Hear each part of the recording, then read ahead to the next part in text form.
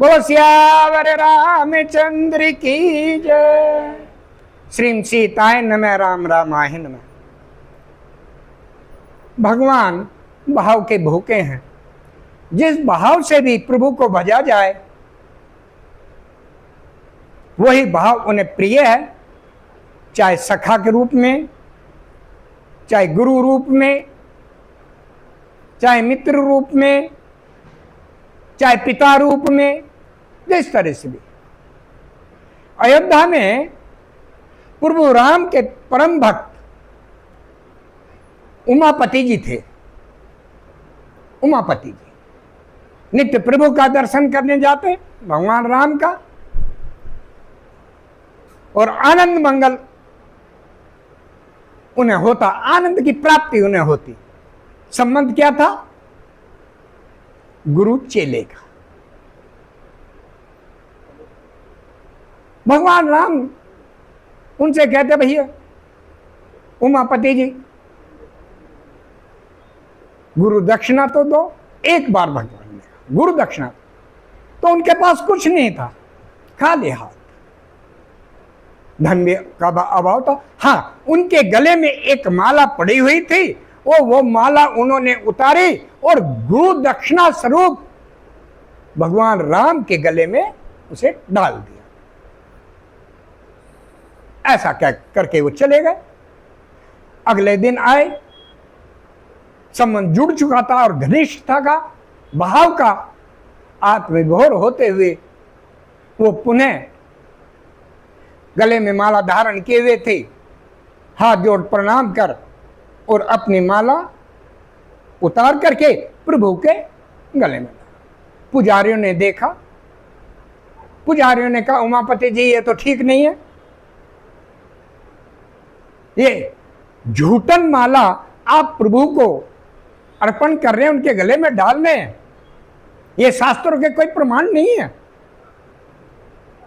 हाँ, इतना तो है, प्रभु की माला आप गले में धारण कर ले, यह तो ठीक है, परंतु ये ठीक नहीं है, आप ऐसा नहीं कर सकते। सुन करके उमापति जी के आंखों में अश्रु आ गए। पुजारियों से कहा कि हे पुजारियों, ये भगवान का और मेरा गुरु चेले का संबंध है। वो गुरु दक्षिणा मांगते हैं, मैं उन्हें दे देता हूं, इसमें और कोई भी, मैं ये नहीं जानता ये झूठी है या सच्ची है। पुजारियों ने कहा, अगर आप इतना ही दृढ़ विश्वास है तो कल हम देखेंगे, और कल आप अगर भगवान स्वयं गले में माला धारण करना चाहेंगे तो आप डालेंगे, अन्यथा नहीं। दूसरे दिन उमापति जी गए, पुजारियों ने बीच में ही रास्ते में मंदिर के प्रांगण के अंदर पहुंचते ही द्वार तो रोक दिया।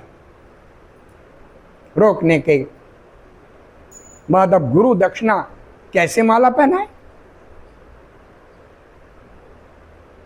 प्रभु को याद किया,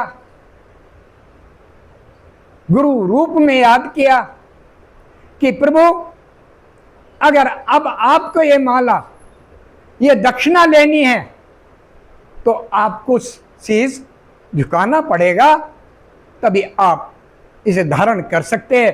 कहते हैं उसी समय भगवान राम जी के विग्रह से उनकी गर्दन जैसी झुकी, तभी उमापति जी ने उनके गले में वो माला डाल दी। ऐसा देख करके सभी पुजारी आश्चर्यचकित हुए और उनके चरणों में गिर पड़े, क्षमा मांगी, और क्षमा मांगने के बाद यही आता है, विप्रदैन सुर शांति हित लीन मनुज अवतार, निज इच्छा निर्मित तनु माया गुण गोपाल, सियावर रामचंद्र की जय।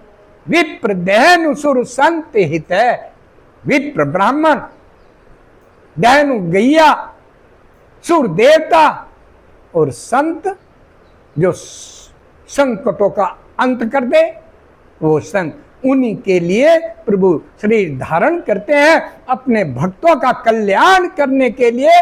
भक्त की हर बात, हर भाव उनको स्वीकार करते हैं। यही इस दृष्टांत का फल है। बोलो सियावर रामचंद्र की जय।